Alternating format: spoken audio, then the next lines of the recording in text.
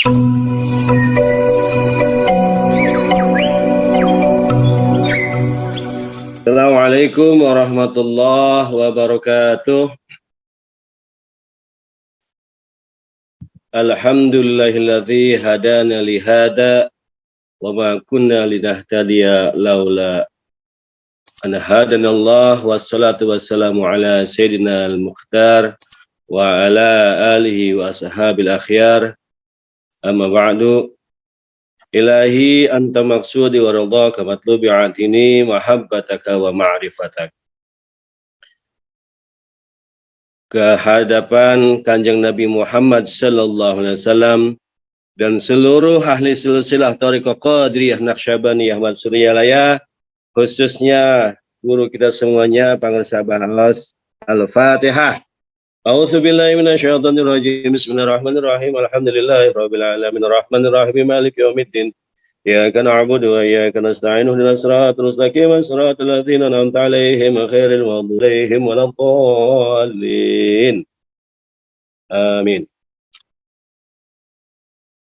Yang sama-sama kita muliakan para wakil talqin, para alim ulama, para hujaj yang hadir pada sore hari ini. Ikhwan dan akhwat seluruhnya yang hadir pada sore hari ini di Manaqib Online sedunia,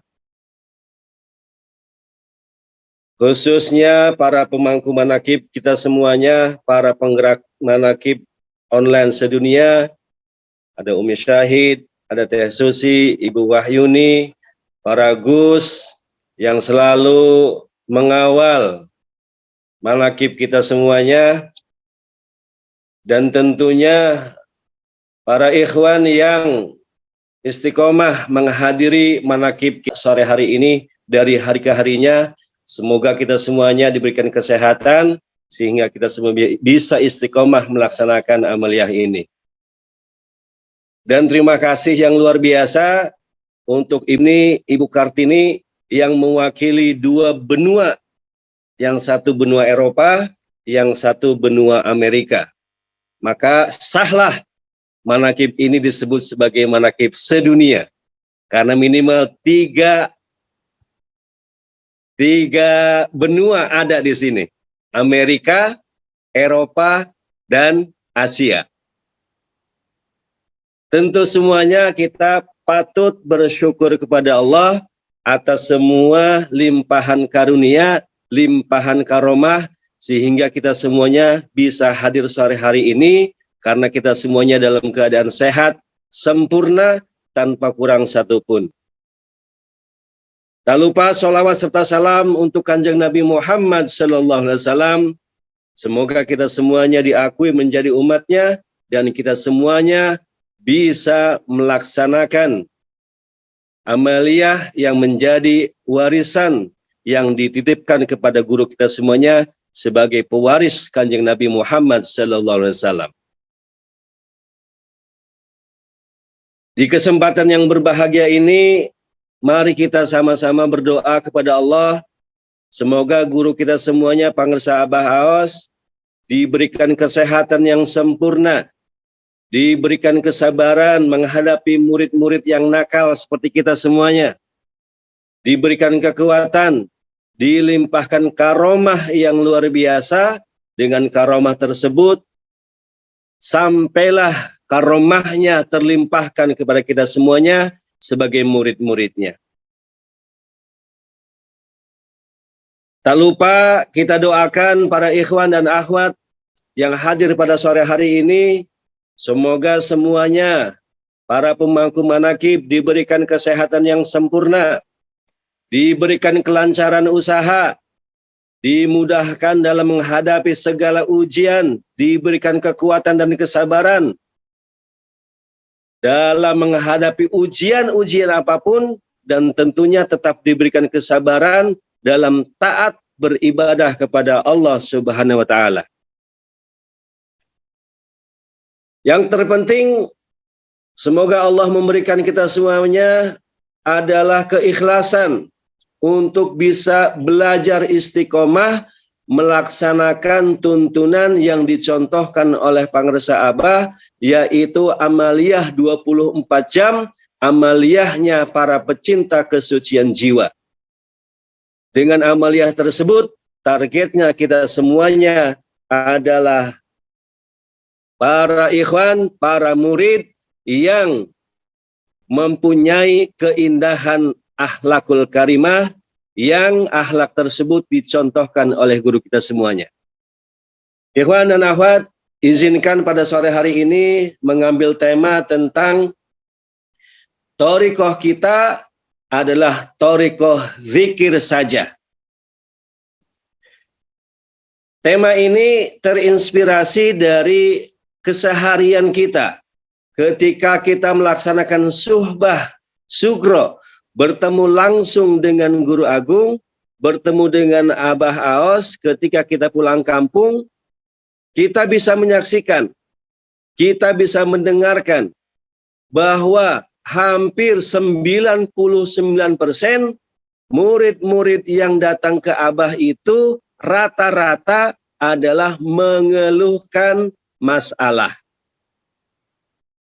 Masalah yang berhubungan dengan dapur, masalah yang berhubungan dengan kasur, masalah yang berhubungan dengan sumur, itu semuanya dicurhatkan ke Abah. Sehingga saya masih ingat bahwa dari sekian SMS yang masuk ke handphonenya Abah saat itu, rata-rata isinya adalah masalah. Semua masalah-masalah itu diceritakan ke Abah, dicurhatkan ke Abah. Dan itu semuanya hanya satu yang saya ingat. Dari apa yang disampaikan murid kepada guru, disampaikan kita kepada pangresa, jawaban pangresa cuma satu. Semua masalah solusinya adalah zikir. Itu saja. Sudah, tinggalkan kata bingung. Mulai sekarang berhenti mengucap kata bingung. Mulai sekarang zikir saja. Zikir inilah yang kemudian kita nanti akan cross check. Mengapa kemudian thariqah kita adalah thariqah zikir saja? Karena Abah selalu menyampaikan, perintah Abah itu untuk kita hanya untuk zikir yang banyak. Kata Abah, yang mau apa? Mau apa nih? Mau kaya, mau lancar usahanya, mau rizkinya banyak, mau dapat jodoh, mau apapun kita, maunya kita, kata Abah, zikir. Yang tidak mau apa? Tidak mau bangkrut, tidak mau miskin, tidak mau pasangannya selingkuh, tidak mau anaknya nakal dan seterusnya, rumusnya, perintahnya, zikir. Itu tegas Abah menyampaikan itu. Mengapa demikian? Karena Abah Aos itu ikut dengan gurunya. Karena Abah Anom menjelaskan tentang thariqah ini dalam Miftahus Sudur. I'lam anna thariqa saykhina radhiyallahu an thariquz zikri faqat. Ketahuilah bahwa thariqahnya syekh kita radhiyallahu an itu thariquz zikri faqat. Thariqah zikir saja. Ini tegas. Miftahus Sudur menyebutkan seperti itu, bahwa thariqahnya zikir saja. Walaisa ghairahu, dan tidak ada yang lain. Yakni zikrul lisani wal jinani. Bahwa zikir kita ini, kata Abah Hanom, adalah dua. Zikir lisan wa zikril jinani, dan zikir hati. Fa fihil fathu wa fihi talabu wa fihi qada'ul hawaiji. Karena di dalam zikir ini, kata pengusaha Abah Hanom, itu di dalamnya itu ada al-fathu, ada pembukaan, ada sesuatu yang terbuka. Wa fihi talabu, dan di dalamnya itu banyak sekali harapan-harapan, doa-doa, keinginan-keinginan. Wa fihi qada'ul hawaiji, dan di dalamnya itu kemudian ada qada'il. Hajat kita itu kemudian tersampaikan.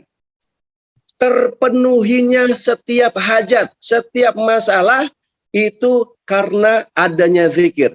Maka pantas saja pengusaha Abah Aos menyampaikan kepada para muridnya, kalau mau apa, tidak mau apa, ada hajat apa, ada kesulitan apapun, maka rumusnya zikir saja.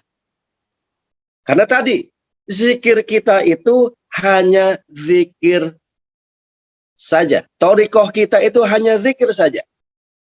Nah, itu pangersa Abah Hanom menegaskan ini kepada Abah Aos, dan kemudian Abah Aos itu memberikan panduan kepada kita semuanya, agar kita semuanya terus melaksanakan zikir untuk setiap hajat kita, untuk setiap kebutuhan kita, untuk setiap masalah-masalah yang dihadapi oleh kita, maka rumusnya cuma satu, zikir saja.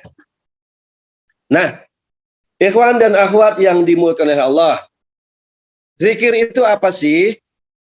Zikir itu adalah ingat. Ingat kepada siapa? Ingat kepada yang maha ingat, yaitu Allah saja. Karena kalau sudah zikir, itu kalau sudah ingat, itu kecepatannya melebihi daripada kecepatan suara.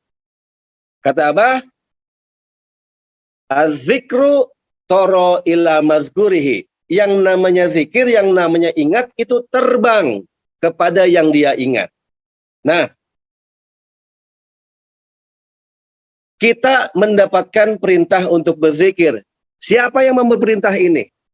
Tentunya yang memberikan perintah berzikir itu bukannya Abah Aos, bukannya Abah Anom. Karena Abah Aos dan Abah Anom pun sesungguhnya adalah diperintahkan. Siapa yang memerintahkan? Yaitu Allah Subhanahu wa Ta'ala. Al-Ahzab ayat 41 mengatakan, ya ayyuhalladzina amanu dzkurullaha dzikran katsira. Hai orang-orang yang beriman, berzikirlah kepada Allah dengan zikir yang banyak. Di ayat yang lain dikatakan, fazkurullah qiyaman wa qu'udan wa ala junubikum. Zikirlah kepada Allah ketika kamu berdiri, ketika kamu duduk, ketika kamu berbaring. Ini jelas perintahnya, bahwa Abah Anom, Abah Aos diperintahkan oleh Allah untuk berzikir. Dan kemudian memerintahkan kepada kita semuanya untuk ikut kepada yang sudah ikut. Kenapa? Karena Kanjeng Nabi pun memerintahkan zikir ini kepada Sayyidina Ali bin Abi Thalib, alaika bi mudawamati zikrullah fil khalwati. Perbanyaklah zikir, yang berbanyaklah zikir kepada Ali ini, banyaklah zikir ketika kamu sendirian, kata Rasulullah kepada Ali. Nah, kenapa kemudian perintah ini begitu pentingnya zikir ini? Karena berdasarkan kalimat tadi, di paragraf yang pertama tadi, bahwa kita semuanya sudah diberikan pemahaman oleh Abah Hanom, bahwa dengan zikir yang dua tadi, zikir lisan dan zikir jinan, zikir lisan dengan zikir hati, itu banyak hal-hal gaib yang akan terungkap, yang kemudian setiap orang berbeda-beda pengalaman batinnya. Ada waridat-waridat yang muncul dari setiap zikir dilakukan oleh para ikhwan. Di mana waridat-waridat ini, keistimewaan-keistimewaan zikir ini, itu adalah sebagai pengalaman kekayaan rohaniyah yang setiap orangnya itu pasti berbeda-beda. Setiap orang punya keinginan, setiap orang punya doa. Maka dengan zikir itu kemudian doa-doa itu tersampaikan dalam zikir itu. Bahwa dengan zikir ini kemudian semua kebutuhan kita itu Allah akan mudahkan, Allah akan cukupkan. Pertanyaan berikutnya adalah, bagaimanakah kemudian caranya kita berzikir? Abah menjelaskan, strategi zikir yang harus dilakukan adalah ada dua. Zikrul fardi wa zikrul jamaah. Zikrul fardi adalah zikir yang sendirian, zikir yang munfaridan, zikir yang individual, di mana aturannya, syarat dan ketentuannya itu seperti yang sudah ditetapkan oleh guru mursyid. Minimal 165, lebih banyak lebih baik. Dengan wudhu yang sempurna, dengan suara yang lantang, dengan pukulan yang keras, dengan jumlah yang banyak, ini adalah syarat yang harus dilakukan oleh seorang zakir, seorang ahli zikir untuk melaksanakan zikir yang munfaridan, zikir yang individual. Kenapa harus dilakukan seperti itu? Agar manfaat atau rahasia-rahasia gaib yang ada dalam zikir tersebut itu bisa didapatkan. Cara yang kedua adalah zikrul jamaah, zikir yang rame-rame. Ini kata Abah, zikir yang paling baik. Wa huwa aqwa ta'thiran fi raf'il hujubi anil qulub. Bahwa zikir yang jamaah ini itu lebih utama, lebih kuat pengaruhnya dibandingkan dengan zikir yang sendirian. Kalau zikir yang sendirian, itu pahalanya hanya pahala zikirnya saja. Sementara zikir yang jamaah, minimal ada dua yang didapatkan. Yaitu zikir yang diucapkan oleh lisannya, yang kedua adalah kemudian pahala yang didapatkan dari mendengarkan zikir orang di sebelah kanannya, sebelah kirinya, depannya, atau belakangnya. Disebutkan seperti itu dalam Miftahus Sudur, bahwa orang yang berzikir berjamaah ini punya keutamaan dibandingkan dengan zikir jamaah. Maka alhamdulillah kita semuanya sudah bisa melaksanakan zikir ini secara bersama-sama. Bahwa manakib online ini adalah salah satu media di mana kita semuanya sedang melaksanakan zikir kepada Allah. Dalam kalimat umum, zikir itu adalah kemudian baca Quran, baca sholawat, zikir itu kemudian berbuat baik, zikir itu adalah sholat, zikir itu adalah semua amal-amal soleh adalah zikir. Dan kemudian zikir yang lebih utama adalah zikir yang di dalamnya ada kalimat tauhid, yaitu zikir jahar dan zikir khafi. Ikhwan dan akhwat yang dimuliakan oleh Allah. Demikian Abah menjelaskan bahwa di antara zikir-zikir yang banyak itu kita diperintahkan untuk kemudian memperbanyak untuk melaksanakan zikir secara berjamaah karena manfaat yang didapatkan di dalamnya. Apa saja manfaat yang kemudian kita bisa rasakan dari kemudian perintah zikir ini? Abah menjelaskan bahwa zikir yang kita lakukan ini adalah way of life kita. Ini adalah jalan hidup kita, jalan spiritual kita untuk sampai kepada Allah. Tidak ada yang lebih cepat, tidak ada yang lebih utama, tidak ada yang kemudian bisa menghancurkan segala macam dosa, kecuali zikir yang ini. Maka ini adalah way of spiritual kita. Jalan spiritual kita adalah dengan berzikir kepada Allah. Yang kedua, bahwa dengan menanamkan kalimat tauhid, yang kemudian diibaratkan itu adalah kemudian seperti pohon, yang batangnya, yang cabangnya menjulang ke langit, akarnya itu menghujam ke dalam bumi. Kita sudah punya tanaman tauhid tersebut. Yang ketiga, bahwa dengan melaksanakan zikir ini kita semuanya dijaga oleh Allah supaya kemudian kita tidak lalai kepada Allah. Ghaflah kepada Allah ini adalah bahaya yang maha bahaya. Sangat bahaya sekali kalau kita lupa kepada Allah. Kita lalai kepada Allah.